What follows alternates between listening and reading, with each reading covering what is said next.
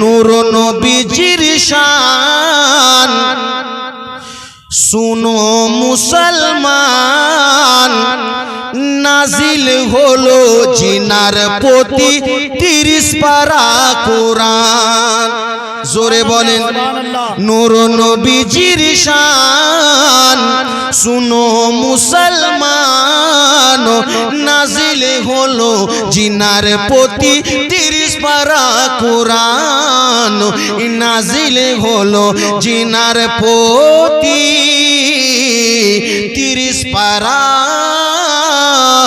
কোরআন।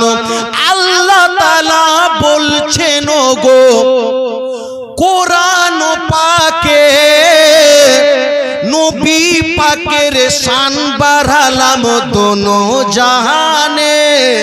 জোরে বলেন আল্লাহ তাআলা বলছেন গো কোরআন পাকে নবী পাকের শান বাড়ালাম দোনো জাহানে।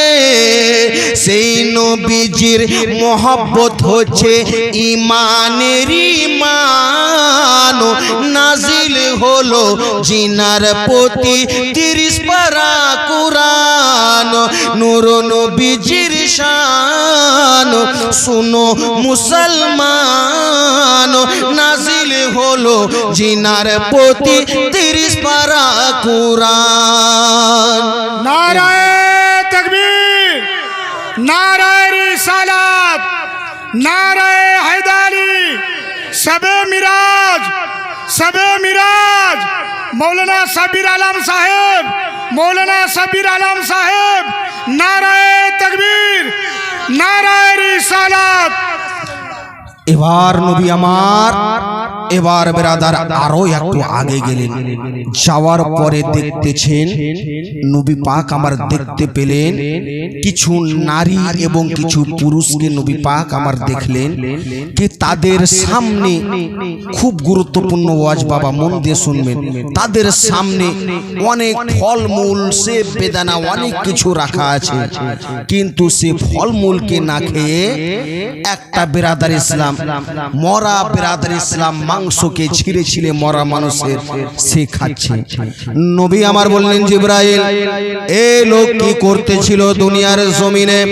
জিবরাইল বলতে লাগলেন ইয়া রাসূলুল্লাহ ইয়া হাবিবাল্লাহ নবী গো এই যে দুনিয়ার জমিনে ছিল এই যে নারী এবং পুরুষ ছিল, এই যে পুরুষ তার যদি বাড়িতে স্ত্রী থাকতো তার স্ত্রীকে সে ভালোবাসা দিত না এবং বাইরে গিয়ে অন্য জনার সঙ্গে অবৈধ